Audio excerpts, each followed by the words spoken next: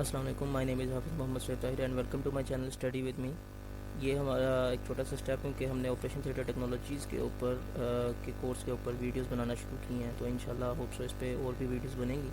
तो अगर आप चैनल पे नए हैं तो आप चैनल को सब्सक्राइब करें और बेल आइकन को प्रेस करें ताकि आने वाली मज़ीद इस तरह की इन्फॉर्मेशनल वीडियोस आपको मिलती रहें। और वीडियो शुरू करने से पहले वीडियो को लाइक कीजिए और शेयर कीजिए। तो इस पे हम शुरू करते हैं। हमारा ये कंबाइंड टॉपिक है फिजियोलॉजी एंड एनाटॉमी के ऊपर, जिसके ऊपर हमने देखना है सेल और उसकी डिटेल्स के ऊपर ऑर्गेनाइज पे बात करनी है। तो शुरू करते हैं। सेल, हम जब बात करते हैं सेल की तो हमारे पास जहन में सबसे पहले यही चीज़ आती है कि सबसे छोटी ज़िंदगी की इकाई, a functional and structural unit of life, जिसे हम क्या कह रहे होते हैं, सेल कह रहे होते हैं। हर एक सेल की वेरिएशन होती हैं, जिस नाम हमने पढ़ा था प्रोकैरियोट्स एंड यूकैरियोट सेल। और इसी तरीके से हमने ये देखा था कि प्लांट का सेल डिफरेंट होता है।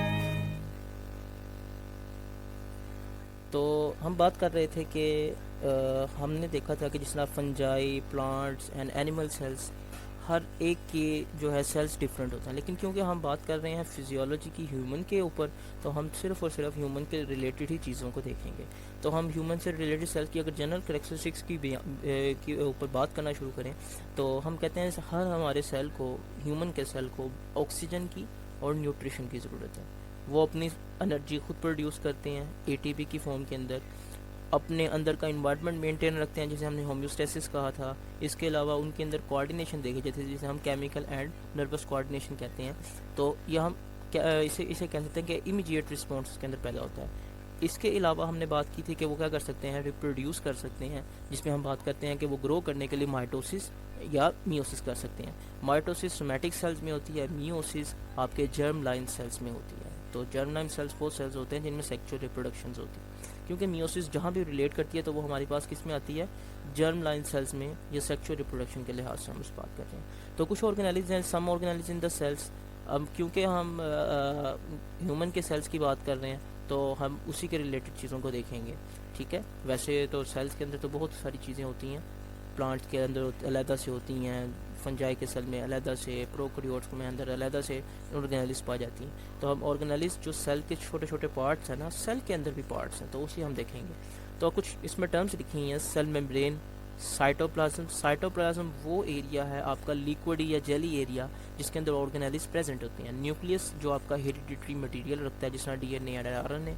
न्यूक्लियस और साइटोप्लाज्म अगर हम दोनों को मिला लें तो इसे हम कहते हैं सेल का प्रोटोप्लाज्म। कि सेल की मेम्ब्रेन को छोड़ कर जो कुछ सेल में है उसे प्रोटोप्लाज्म कहते हैं। प्रोटोप्लाज्म आपका living content of the cell होता है, और अगर सेल के मेम्ब्रेन को प्रोटोप्लाज्म के साथ मिला लें तो हमारा सेल बनता है। ठीक हो गया। तो हम इसमें कुछ डायग्राम में देखते हैं। तो डायग्राम में आपको नज़र आ रहे होंगे डिफरेंट किस्म के ऑर्गेनाइज, जिसे हम Golgi apparatus, nucleus, nucleolus. Nucleolus आपका न्यूक्लियस के अंदर होता है, smooth endoplasm, rough endoplasm.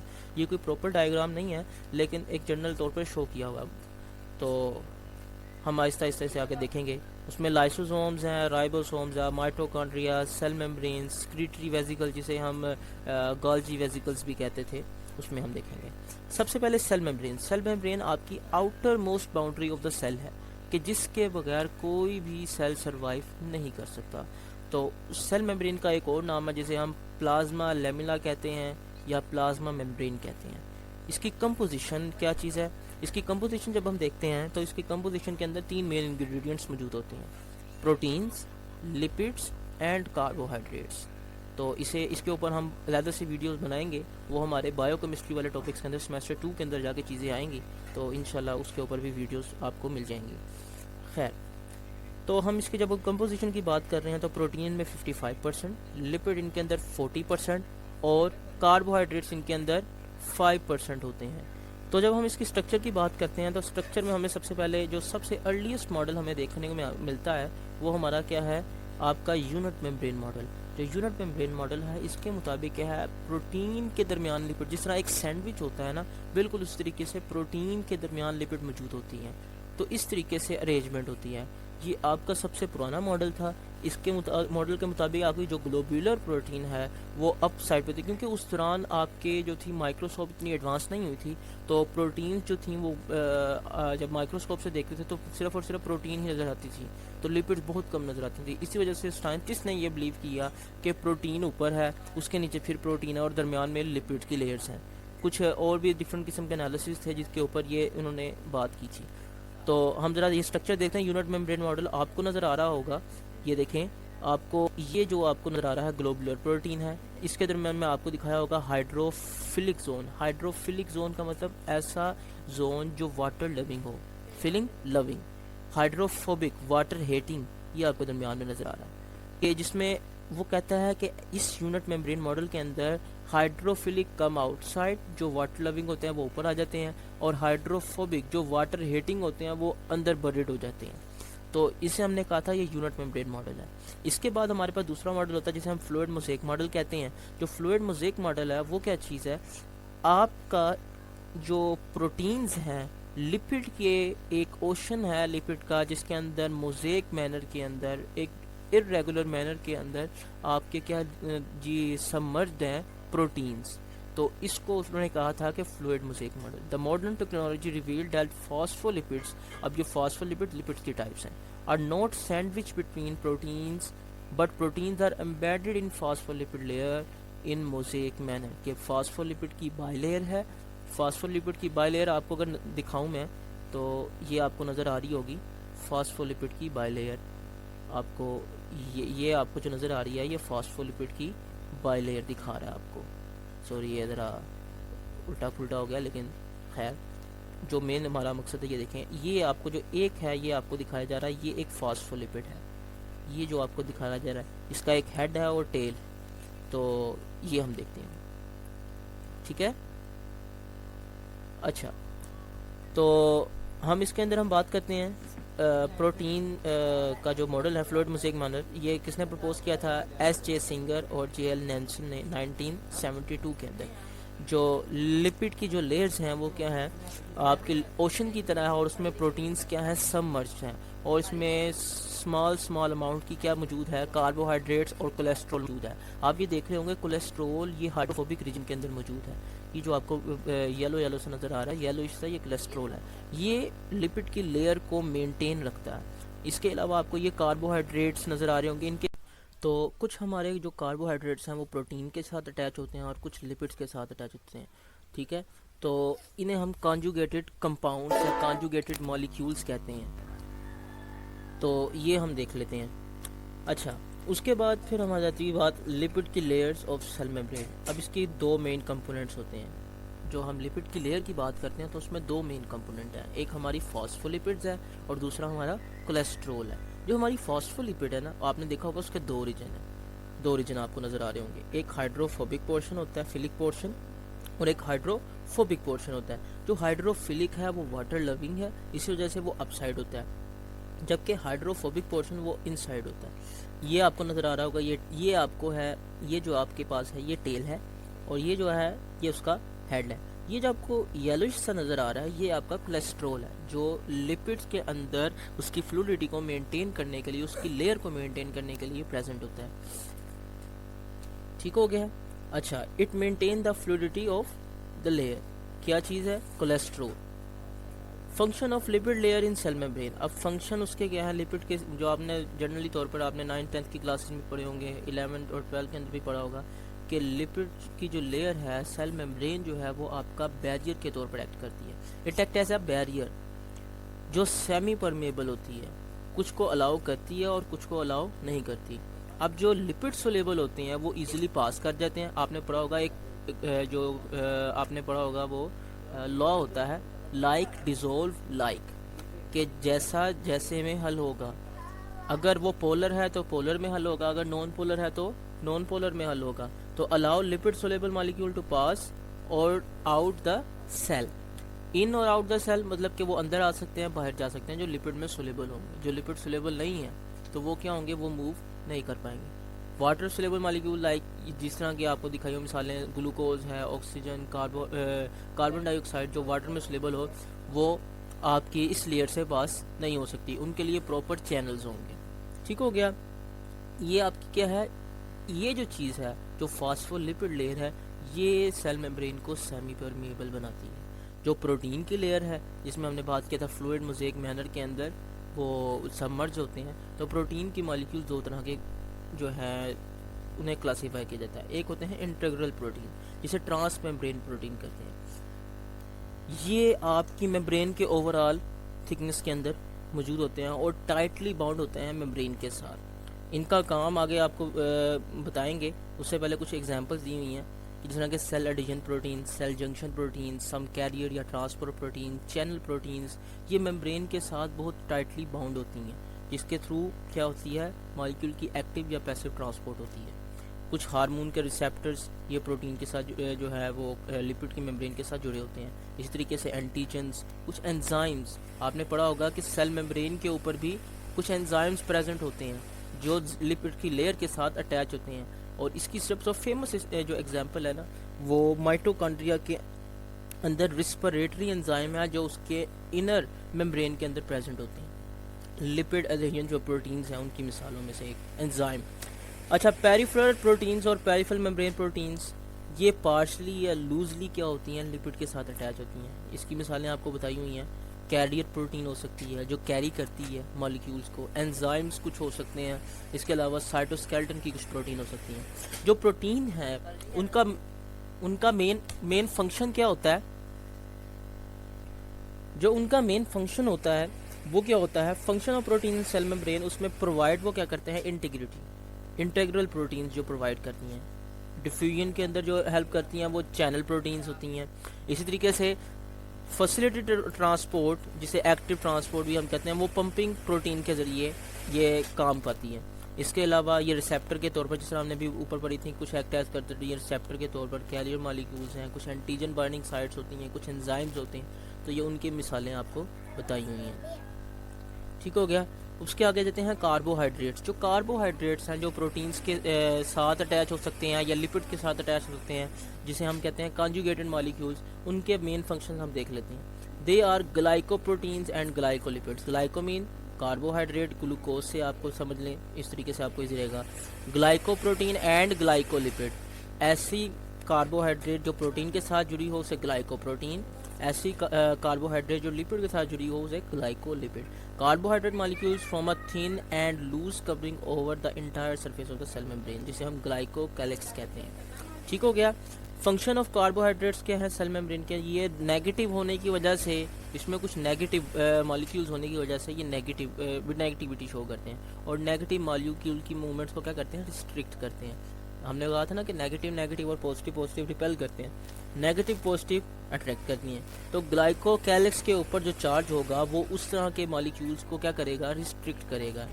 Glycocalyx involve in tight fixation, act as receptor for some hormone. उसके बाद फंक्शन आ जाते हैं सेल मेम्ब्रेन का, जो जनरल ओवरऑल फंक्शन देखे हमने, act as a barrier, selective permeable, absorb nutrient, excrete metabolites, maintain cell shape, exchange of gases. ये आपने देखा होगा सारे मूवमेंट हो रही है, इन एंड आउट हो रही है। अच्छा, फिर उसके बाद आ जाता है साइटोप्लाज्म। साइटोप्लाज्म आपका क्या है, जेली लाइक मटेरियल है जो कि 80% वाटर रखता है। क्लियर पोर्शन जिसे हम साइटोसोल कहते हैं, उसके अंदर बहुत सारे ऑर्गेनेलिज मौजूद होते हैं। ठीक है। साइटोप्लाज्म के दो जोन्स होते हैं, एक एक्टोप्लाज्म होता है और एक एंडोप्लाज्म होता है। जो एक्टोप्लाज्म होता है वो सेल मेम्ब्रेन के फ़ौरन बाद जितना भी सारा कंटेंट होता है वो एक्टोप्लाज्म कहलाता है। जो न्यूक्लियस और एक्टोप्लाज्म के दरमियान होता है उसे हम एंडोप्लाज्म कहते हैं। उसके अंदर आपको दिखाए जा रहे होंगे organelles with limiting membrane, organelles without limiting membrane. इसमें आपको दिखाया ये जा रहा है कि ऐसे ऐसी ऑर्गेनेलिज जिनके पास मेम्ब्रेन होती है, जिनके पास मेम्ब्रेन नहीं होती। मेम्ब्रेन जिनके पास होती है endoplasmic reticulum, Golgi apparatus, peroxisome, lysosomes, mitochondria, secretary vesicle, ये सारे के सारे ऑर्गेनेली जो है मेम्ब्रेन रखते हैं। इसके अलावा जो इनके पास मेम्ब्रेन नहीं होती वो राइबोसोम्स हैं, साइटोस्केलेटन है और डिफरेंट किस्म के और भी स्ट्रक्चर्स होते हैं जो माइक्रोट्यूब्यूल्स या माइक्रोफिलामेंट्स कह लें, वो जो है प्रेजेंट होती हैं। वो क्या करती हैं, उनके पास मेम्ब्रेन नहीं होती। सम ऑर्गेनेली विद देयर फंक्शन। आगे हम देख लेते हैं कुछ ऑर्गेनेलीज हैं। सबसे पहले हमारे पास एंडोप्लाज्मिक रेटिकुलम है, उसके दो टाइप्स होती हैं, एक होता है स्मूथ और एक होता है रफ। तो रफ एंडोप्लाज्मिक रेटिकुलम क्या है, it is the endoplasmic reticulum with rough bumpy और बीड लाइक अपीयरेंस। क्योंकि इनके ऊपर राइबोसोम्स प्रेजेंट होते हैं। इनकी अपीयरेंस जो रफ हो रही होती है, जिनकी सरफेस रफ है, वो राइबोसोम्स के प्रेजेंस की वजह से आती है। Hence it is also called the granular endoplasmic reticulum. Granules present होते हैं। ग्रैन्यूल्स कौन से होते हैं? राइबोसोम। द फंक्शन क्या क्या है? क्योंकि राइबोसोम अटैच है और हमें पता था कि राइबोसोम जो है प्रोटीन सिंथेसिस में इन्वॉल्व होते हैं, तो हम कहते हैं जी जो हमारे smooth endoplasmic rough endoplasmic reticulum है वो आपका सिंथेसिस ऑफ प्रोटीन में इन्वॉल्व है।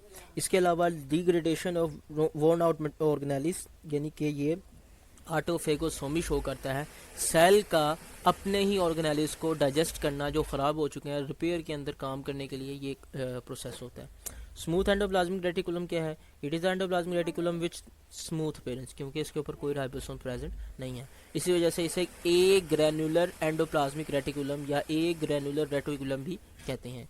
It is form by the interconnected tubules. ये इंटरकनेक्टेड ट्यूब्यूल से बनता है। It is also called tubular endoplasmic. It is also called tubular endoplasmic reticulum.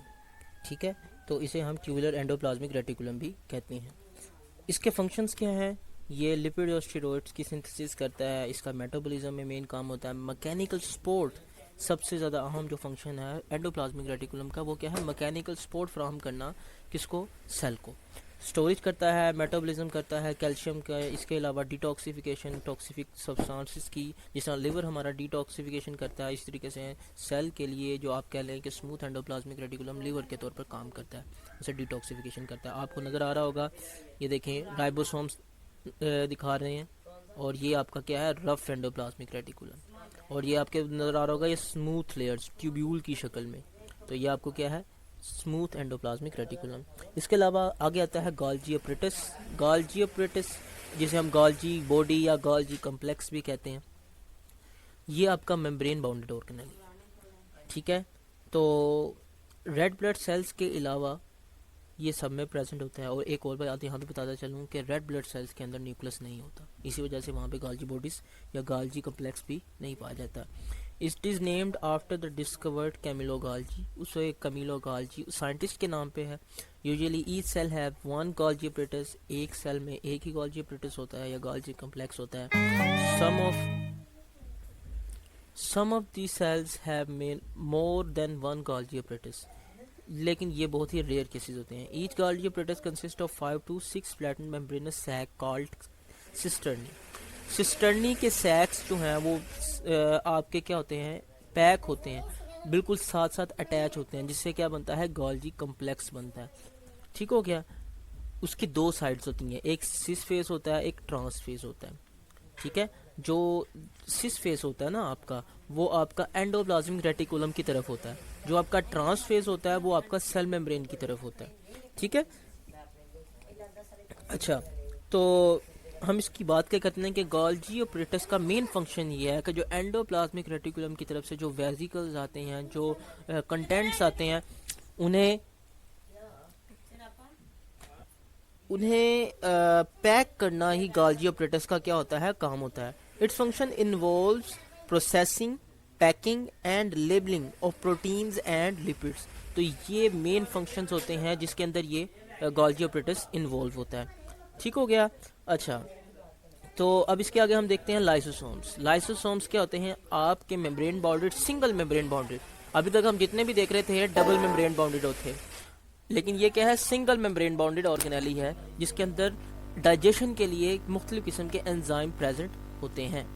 Lysosomes are the membrane bounded vesicles और organelles found in cytoplasm. ये कहाँ से बनते हैं? ये गोल्जी अपरेटस से ही बनते हैं। ठीक है, इनका जो सिंथेसिस है वो कहाँ पर होती है? रफ एंडोप्लाज्मिक रेटिकुलम में, फिर पास आउट होते हैं, फिर गोल्जी अपरेटस के पास पहुँचते हैं, वहाँ पे पैक और इनकी लेबलिंग होती है, इनकी प्रोसेसिंग होती है, और वहाँ से फिर आगे स्क्रीट आउट होती हैं।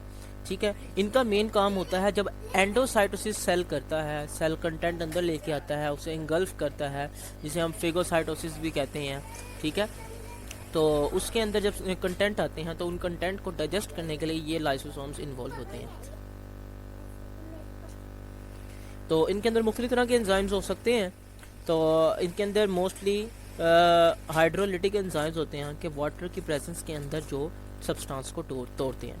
ठीक है, जो लाइसोसोम्स हैं उनकी आगे हम मेनली दो टाइप्स कहते हैं, प्राइमरी लाइसोसोम्स जो कि गोल्गी ऑपरेटस से बनते हैं डायरेक्टली, और एक सेकेंडरी लाइसोसोम्स होते हैं। ये आपका तब बनता है जब एक वेजिकल जिसके अंदर वैक्यूल की, जिसे हम बात करते हैं vacuole, single membrane bodied organelle, जिसके अंदर क्या होता है आपका कंटेंट होता है जो आपने इंगल्फ किया होता है, जिस सेल ने इंगल्फ किया होता है। फाइगोसाइटोसिस के जरिए जो सेल्स के जो वैक्यूल्स बनते हैं, वेजिकल्स बनते हैं, उनके अंदर फूड मौजूद होता है। तो जब वो वेजिकल और एक लाइसोसोम मिक्स होते हैं तो एक सेकेंडरी लाइसोसोम मिलता है। प्राइमरी लाइसोसोम जो गोल्गी ऑपरेटस ने सिर्फ एंजाइम्स का बनाया, तो वो प्राइमरी लाइसोसोम। जो सेकेंडरी लाइसोसोम है वो क्या है, जब आपका प्राइमरी लाइसोसोम्स वो फूड वाले पार्टिकल और वेजिकल से क्या होता है मिल जाता है और एक नया वेजिकल बना देता है जिसके अंदर एंजाइम और फूड दोनों होते हैं, उसे हम सेकेंडरी लाइसोसोम कहते हैं। इनके main function degradation of macromolecules, जिसे हेट्रोफेगी कहते हैं, और degradation of worn out organelles. बाज़ औक़ात लाइसोसोम्स अपने ही ख़राब ऑर्गेनेलिस को पकड़ते हैं और उन्हें डाइजेस्ट करते हैं ताकि सेल को मज़ीद एटीपी मिल सके और नए ऑर्गेनेलिस बनाए जा सकें, तो उसे हम ऑटोफेगी कहते हैं। डिफरेंट चीज़ों को अगर वो इंगल्फ करेगा तो हेट्रोफेगी, सेम ही सेल की चीज़ों को इंगल्फ करेगा तो वो autophagy. Excess of secretory products, तो हमने जो मेन फंक्शन देखे इसके अंदर सबसे पहले मैक्रोमोलिक्यूल्स का देख लिया, फिर इसी तरीके से हमने देख लिया कि अपने ही ऑर्गेनेलिस को इंगल्फ करता है, ऑटोफेगी और रेट्रोफेगी देख लिया। Removal of excess secretory products, ये उनकी रिमूवल करते हैं। इसके अलावा मुख्तलिफ तरह के इनके अंदर जो सिक्रीशंस होती हैं वो रिलीज़ होती हैं, जिस तरह के आप कह लें कुछ हार्मोनल सिक्रीशंस होती हैं जो सेल के न्यूक्लियस के ज़रिए बनती हैं, इनमें पैक होकर वो आगे सेल टू सेल वेरी करके जो है वो रिलीज़ होती हैं। अच्छा, आगे जाते हैं पेरोक्सिसोम्स। ये भी लाइसोसोम की टाइप है लेकिन इनके अंदर मुख्तलिफ तरह के ऑक्सीडेटिव एंजाइम्स प्रेजेंट होते हैं, ठीक है, जैसे कैटालेज, यूरिएज, ये यूरेट ऑक्सीडेज और इसी तरीके से एडिमाइनो एसिड ऑक्सीडेज। तकरीबन मोस्टली जो इनके अंदर प्रेजेंट होते हैं वो ऑक्सीडेज एंजाइम होते हैं जो ऑक्सीडेशन करते हैं मॉलिक्यूल्स की, ठीक है।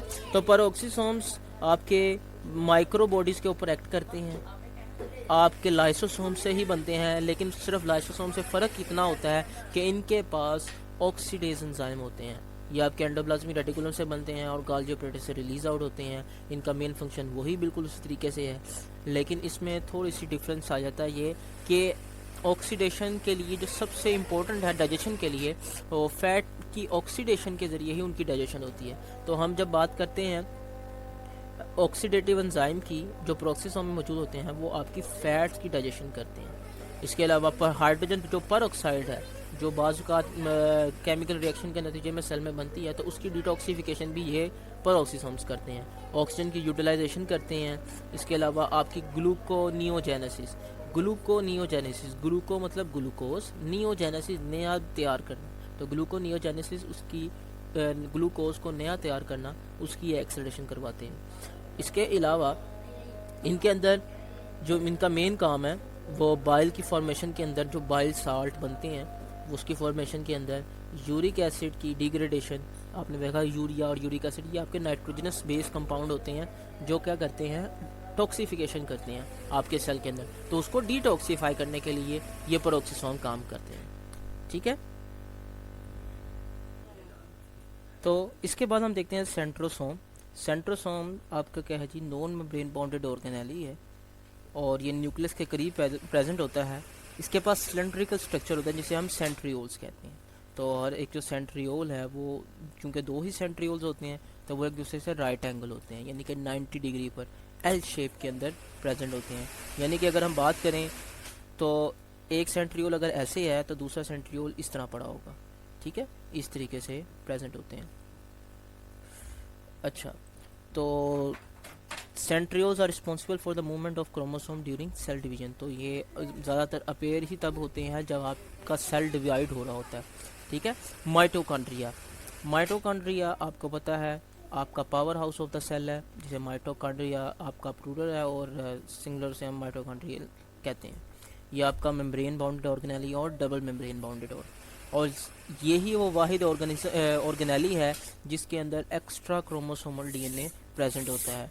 ये रोड शेप हो सकते हैं, ओवल शेप हो सकते हैं, और इनका डायमीटर 0.5 से 1 माइक्रोमीटर तक हो सकता है।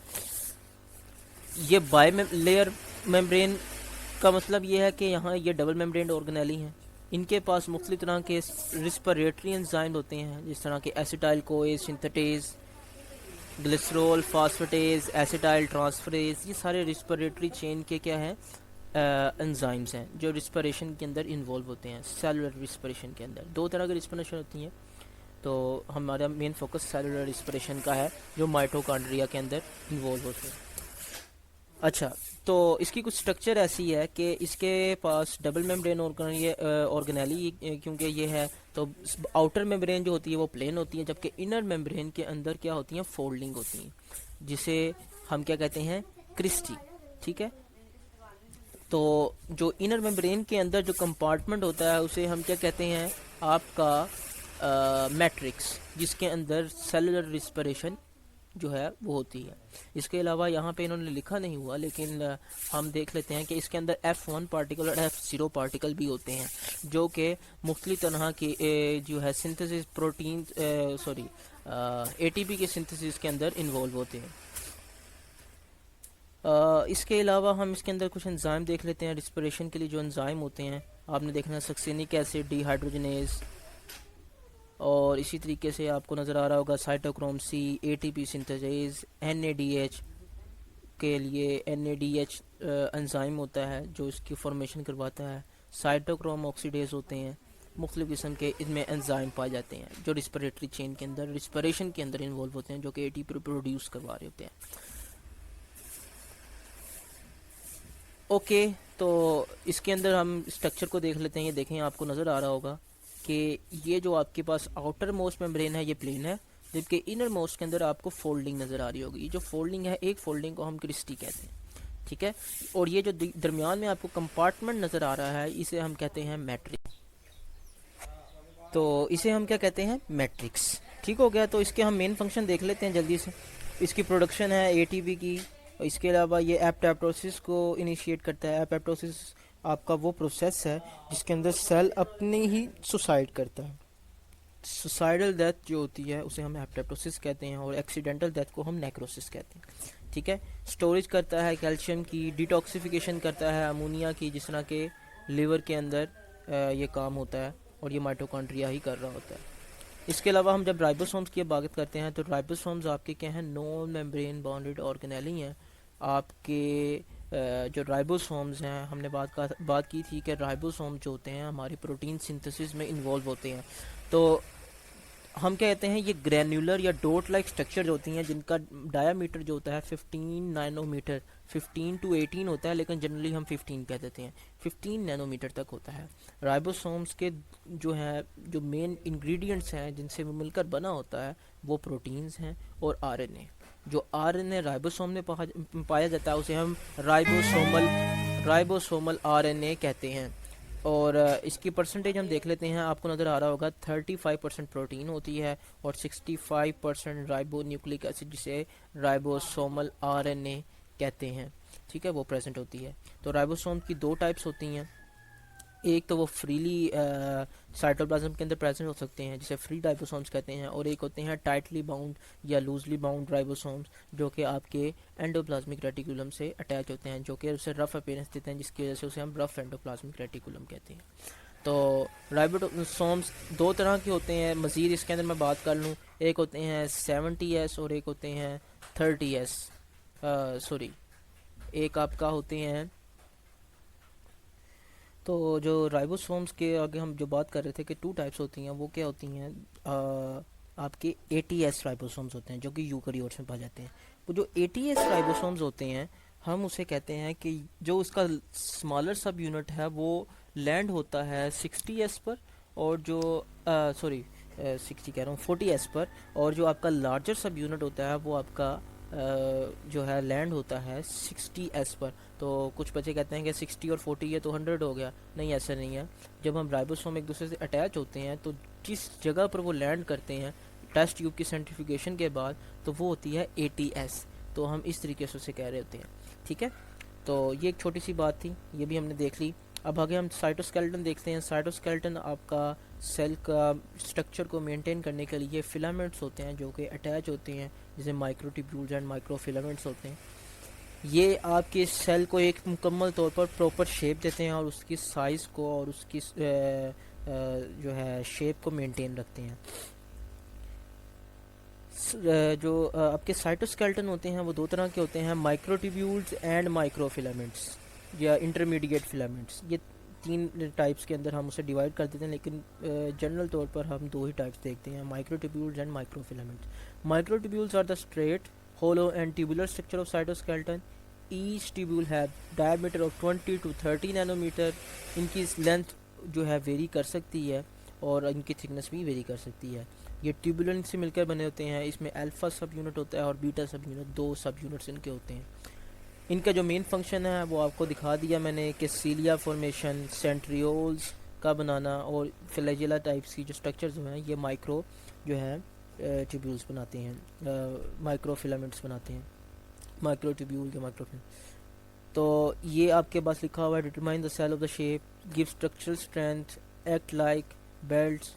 ये आपको जो है रिस्पॉन्सिबल होते हैं सेल की शेप्स के बनाने में, उसको स्ट्रेंथ देने में, उसको मैकेनिकल सपोर्ट प्रोवाइड करते हैं, सीलिया लाइक फॉर्मेशन करते हैं। इसके अलावा स्पिंडल फाइबर्स बनाने में ये बहुत इंपॉर्टेंट होते हैं जो माइक्रोट्यूब्यूल्स होते हैं। इसके बाद आते हैं इंटरमीडिएट फिलामेंट। जो इंटरमीडिएट फिलामेंट हैं इनका जो डायामीटर तकरीबन 10 to 13 नैनोमीटर तक होता है और ये आपका जो है रूप लाइक स्ट्रक्चर्स होते हैं, रूप लाइक पॉलीमर्स होते हैं और ये भी सेल की शेप्स को ही मेंटेन कर रहे होते हैं। माइक्रोफिलामेंट्स, इनका डायमीटर, क्योंकि माइक्रोफिलामेंट है तो इनका डायमीटर स्मॉल होता है, तो ये इनका डायमीटर जो वेरी करता है 3 to 7 नैनोमीटर, लेकिन बुक में आपकी जो जेपीज एसेंशियल है उसके अंदर 3 to 6 नैनोमीटर लिखा हुआ है, तो हम उसी को ही फॉलो कर लेते हैं। तो 3 to 6 nanometer. These filaments are made up of non tubular contractile proteins called actin and myosin. हम एक्टिन एंड मायोसिन का कंसेप्ट मसल के अंदर भी देखेंगे, जहाँ पे मसल के अंदर एक्टिन और मायोसिन के ब्रिज हम उसके अंदर चीज़ों को डिटेल से स्टडी करेंगे। तो फंक्शन ऑफ माइक्रोफिलामेंट्स क्या है? स्ट्रक्चर वही इसकी बात है, शेप और उसका स्ट्रक्चर प्रोवाइड करना, इसके अलावा रेजिस्टेंस से उसे बचाना, cytokinesis, partition of cytoplasm during cell division, उसके अंदर इन्वॉल्वमेंट, सेल डिवीजन के अंदर इन्वॉल्व होते हैं। आगे न्यूक्लियस की बात करते हैं, तो न्यूक्लियस हमारे पास क्या है? Is the most prominent and the largest cellular organelle, जो कि आपका डायोमीटर ऑक्यूपाई करता है उसका 22 से 27 माइक्रोमीटर तक, और ये 10% होता है पूरे सेल का। और इसके अंदर क्या होता है? हेरिडिटरी मटेरियल, जो कि पूरे सेल की फंक्शनैलिटी को कंट्रोल कर रहा होता है। तो आपका वैसे कह लें कि जिस तरह इंसान के लिए सबसे ज़्यादा ज़रूरी ब्रेन एंड हार्ट है ना, इसी तरीके से सेल के लिए सबसे ज़्यादा ज़रूरी न्यूक्लियस है। यूकैरियोट्स के अंदर पाया जाता है, प्रोकैरियोट्स में प्रेजेंस नहीं होता। सेल डिवीजन के ज़रिए के लिए जो है न्यूक्लियस ज़रूरी होता है, लेकिन यूकैरियोट्स के केस में, प्रोकैरियोट्स के केस में सेल डिवीजन के लिए ज़रूरी नहीं है, क्योंकि उसमें डीएनए सबमर्ज होता है, ठीक है, जिसे न्यूक्लियोइड कहते हैं। कुछ यूकैरियोटिक सेल्स होते हैं जो यूनिसेलुलर होते हैं कि सिंगल होते हैं, कुछ मल्टी सेलुलर होते हैं, कुछ कॉलोनीज बनाकर रहते हैं, तो हर एक की डिफरेंट जो है वो वेरी करती हैं। अब न्यूक्लियस की अगर हम बात करें तो उसके जो मेम्ब्रेन बाउंडेड ऑर्गेनेली है न्यूक्लियस, डबल मेम्ब्रेन होती है। हर मेम्ब्रेन में क्या होते हैं? पोर होते हैं। जो न्यूक्लियस की मेम्ब्रेन है उसमें पोर होते हैं, जिसे न्यूक्लियोपोर कहते हैं। जो न्यूक्लियस के अंदर फ्लूइड होता है उसे हम न्यूक्लियोप्लाज्म कहते हैं, और वो एरिया जहाँ पे राइबोसोम की सिंथेसिस होती है उसे न्यूक्लियोलस कहते हैं। तो हम देख रहे थे कि हिस्टोन प्रोटीन्स होती हैं, तो हिस्टोन प्रोटीन्स की अगर मैं आपको शेप दिखाना चाहूँ कि जिसके ऊपर डीएनए रैप होता है, कुछ ऐसी शेप होती है। यहाँ पे H2B होती है, ये वाली H2A होती है, ये H3 होती है और ये H4 होती है। तो इसके ऊपर क्या होता है? डीएनए रैप करता है। जब इसके ऊपर डीएनए रैप करता है तो इस तरह की स्ट्रक्चर, ग्लोब की स्ट्रक्चर बनती है। तो ग्लोब की स्ट्रक्चर बनती है, उस ग्लोब की स्ट्रक्चर को हम कहते हैं न्यूक्लियोसोम। हर न्यूक्लियोसोम दूसरे न्यूक्लियोसोम से अटैच होता है। जो उस रीजन के दरमियान डीएनए मौजूद होता है उसे हम स्पेसर डीएनए कहते हैं, स्पेसर डीएनए। और वो डीएनए एक दूसरे से जुड़ते हैं किसके ज़रिए? लाइसिन रिच के ज़रिए। हिस्टोन प्रोटीन जो हम कहते हैं H1 है, ठीक है, तो उसके ज़रिए तो ये बिल्कुल ये एक माला सी बन जाती है, एक तस्बीह सी बन जाती है। तो वो जो दाने होते हैं वो आप ऐसे समझ लें, कंसीडर करें कि वो तस्बीह है, वो जो माला है उसके अंदर क्या है जी, जो दाने हैं वो आपके न्यूक्लियोसोम्स हैं, वो जो बीच में थ्रेड है वो स्पेसर डीएनए है, और हर एक स्पेसर डीएनए एक गिरा के ज़रिए जुड़ा हुआ है, जिसे हम क्या कह रहे हैं, lysine rich histone protein H1। ठीक है, तो हम ये देखते हैं आगे। Chromosome is a rod shape nuclear structure that carries a complete blueprint of all the hereditary characteristics of the species. के हम बात करते हैं जब क्रोमोसोम की, तो क्रोमोसोम आपकी वो स्ट्रक्चर है जिसके पास तमाम के तमाम एक स्पीशीज़ के लिए जितनी भी इंफॉर्मेशन रिक्वायर्ड है वो उसके पास मौजूद होती हैं। क्रोमोसोम डीएनए मॉलिक्यूल का जो है उससे मिलकर बना होता है। वो कैसे बनता है, सुपर कॉइलिंग से मिलकर बनता है। Highly condensed form of chromatin है। क्रोमेटिन के अंदर हमने बात की थी ना, न्यूक्लियोसोम्स और स्पेसर डीएनए होता है। जब वो ही एक दूसरे के ऊपर कॉइल होते हैं, पहले तो डीएनए रैप हुआ किसके ऊपर, वो 8 हिस्टोन प्रोटीन की गिर, तो उसकी एक लिमिट होती है 200 से 180 से 200 ऑन्स्ट्रम तक वो रैप होता है, और उसके दरमियान एक स्पेस होती है जिसे हम कहते हैं 260 टू 350 ऑन्स्ट्रम तक स्पेस होती है, जिसके दौरान स्पेसर डीएनए प्रेजेंट होता है। तो वो जो स्पेस है बिल्कुल इसी तरीके से वो जब एक दूसरे के ऊपर कॉइल होना शुरू होते हैं, पहले तो डीएनए सिर्फ हिस्टोन प्रोटीन के गिर्द कॉइल हुआ था, लेकिन अब वो न्यूक्लियोसोम एक दूसरे के ऊपर कॉइल हो रहे हैं। जब वो एक दूसरे के ऊपर कॉइल होंगे तो हमारे पास एक और हाईली कंडेंस स्ट्रक्चर बनेगी, जिसे हम क्या कहेंगे, क्रोमोसोम कहेंगे। ओनली ड्यूरिंग सेल डिवीजन दे अपेयर्स, जिसे विजिबल माइक्रोस्कोप से अंडर जो है लाइट माइक्रोस्कोप से भी देखा जा सकता है जब सेल डिवीजन हो रही हो। ठीक है, तो हम कहते हैं कि एक स्पीशीज़ के अंदर क्रोमोसोम की जो है कंसंट्रेशन, क्रोमोसोम की आप कह लें नंबर कह लें, वो क्या होते हैं, फिक्स होते हैं। मिसाल के तौर पर अगर हम बात करें ह्यूमंस की, तो ह्यूमन के अंदर 23 पेयर्स होते हैं। ठीक है, 23 पेयर्स होते हैं, जिनके अंदर से हम कहते हैं जी 22 ऑटोसोमल होते हैं, और एक पेयर आपका जो है सेक्स क्रोमोसोम्स का होता है। ठीक है, मेल के अंदर XY और फीमेल के अंदर XX क्रोमोसोम होते हैं। न्यूक्लियोलस की बात करते हैं। न्यूक्लियोलस क्या है, हमारा स्मॉल राउंड ग्रैन्युलर स्ट्रक्चर है। मैंने आपको बताया था ना, फैक्ट्री ऑफ राइबोसोम है न्यूक्लियस। यहाँ पे सारे राइबोसोम्स तैयार होते हैं, इसीलिए यहाँ पे मैसेंजर आरएनए भी पाया जाता है, राइबोसोमल आरएनए भी पाया जाता है, और राइबोसोमल प्रोटीन भी पाई जाती है, जिससे मिलकर राइबोसोम्स तैयार किए जाते हैं। क्योंकि फैक्ट्री है तो हर एक चीज़ इसमें मौजूद होगी। इसमें लार्जर सब यूनिट के लिए भी डेटा होता है और स्मॉलर सब। तो जो न्यूक्लियोलस है वो हमारा क्या होता है, राइबोसोम्स की फैक्ट्री है, तो उसे हर चीज़ पैदा होगी। मैंने आपको बताया ना कि अभी मैंने आपको बताया कि राइबोसोम्स के 2 सब यूनिट्स हैं, लार्जर एंड स्मॉलर सब यूनिट। ठीक है, तो वो भी यहीं पे ही इन्हीं की तैयारी होगी, सब चीज़ यहीं पे तैयार होगी राइबोसोम्स की। तो इधर यहाँ पे राइबोसोम्स के लिए प्रोटीन भी प्रेजेंट होगी, और यहाँ पर राइबोसोम्स के लिए आरएनए भी, जो राइबोसोमल आरएनए होता है वो भी प्रेजेंट होगा। ठीक है, तो इसका हम बात कर लेते हैं कि न्यूक्लियस का मेन फंक्शन क्या है। All activity of the cell, synthesis of RNA, sending genetic information to the cytoplasm from protein synthesis. ठीक है, जो न्यूक्लियस की हम बात कर रहे हैं, ये आपका राइबोसोम के सब यूनिट्स को भी तैयार करता है, आपकी कंट्रोल करता है सेल डिवीजन को। इसके अलावा स्टोरेज है आपकी डीएनए की, जो हेरिडिटरी मटेरियल होता है। होप सो आपको ये वीडियो अच्छी लगी होगी। तो इंशाल्लाह हम नेक्स्ट वीडियो के अंदर सेल साइकिल के ऊपर डिस्कशन करेंगे। तो आप सबसे रिक्वेस्ट ये है कि हमारे चैनल को सब्सक्राइब करें, बेल आइकन को प्रेस करें, ताकि आने वाली वीडियोस आपको मिलती रहें, और वीडियो को लाइक ज़रूर कीजिएगा। ओके, अल्लाह हाफिज़।